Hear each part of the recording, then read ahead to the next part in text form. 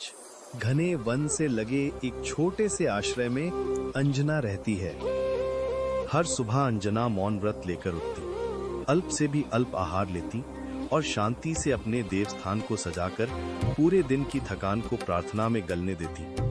कभी कभी उसे अपने अप्सरा रूप के दिन याद आते, स्वर्ग की संगीतपूर्ण नृत्यशाला, दीप्तिमान सभाएं, पर अब उसकी सबसे बड़ी अभिलाषा बस 2 नन्हे हाथों का स्पर्श थी।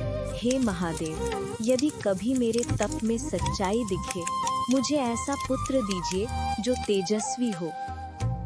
दूर खड़े केसरी अंजना की तपस्या को देखता रहा, हृदय में अपार स्नेह और चिंता लिए। अंजना, तुम्हारा तप इतना निर्मल है, काश मैं तुम्हारे हृदय का ये खालीपन अपने भीतर ले सकता। तुम्हारा साथ ही मेरे लिए वरदान है केसरी, पर ये रिक्त आंचल तो वही भरेंगे जिनके इशारे से वायु भी चलती है। उस गहन निशब्दता में जब उसकी प्रार्थना अग्नि, आकाश और वायु में घुल गई, मानो मानव और दिव्यलोक की सीमाएं कोमलता से धुंधली होने लगी।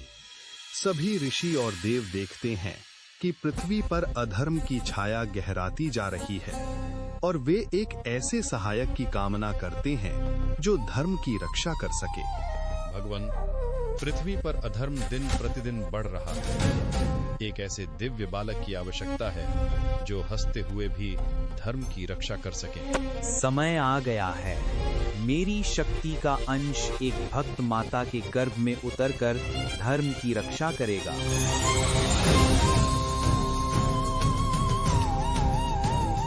महादेव, आपका ये अंश अवश्य ही बाल रूप में भी अद्भुत बल और विनम्रता से धर्म का आधार बनेगा। वायु, ये पवित्र तेज उस अनन्य भक्त अंजना तक पहुंचा दो, वही इस दिव्य बालक की माता बनेगी। प्रभु, आपके इस अंश को मैं अत्यंत कोमलता से अंजना के हृदय तक पहुंचाऊंगा।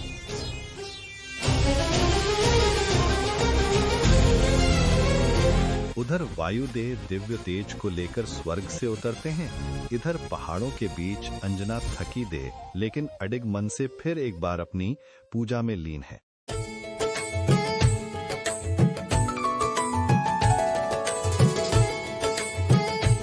कोमलता से अंजना के हृदय तक पहुंचाऊंगा।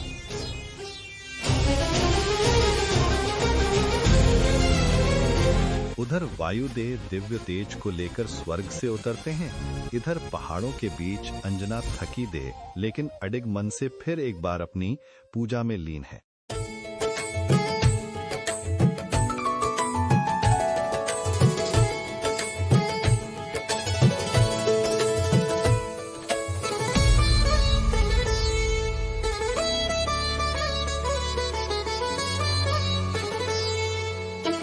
क्या तुम सच में मेरे भीतर आ गए हो मेरे लाल?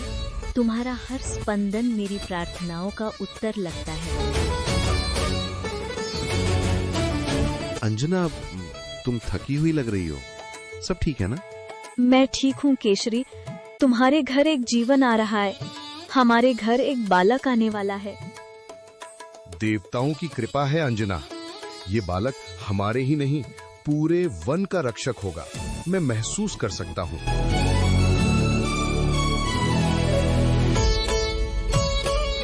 ये बालक बलवान होगा, निर्मल होगा और सब प्राणियों की रक्षा करेगा। मेरे प्रिय पुत्र, मैं तुम्हें केवल एक वरदान मांगती हूँ, तुम्हारे हर श्वास में करुणा और धर्म बस जाए, मैं तुम्हें उसी ओर ले जाऊंगी।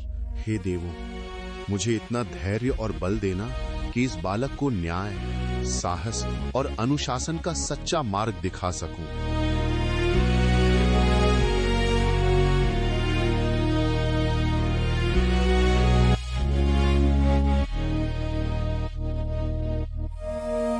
प्रभु, मुझे शक्ति दीजिए, ये आपका ही अंश है, इसे सुरक्षित मेरी गोद में भेज दीजिए।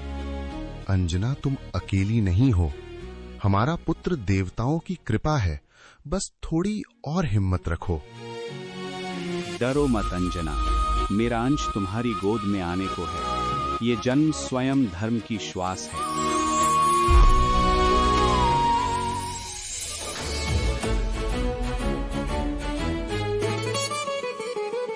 मेरे बालक, तुम कितने तेजस्वी हो।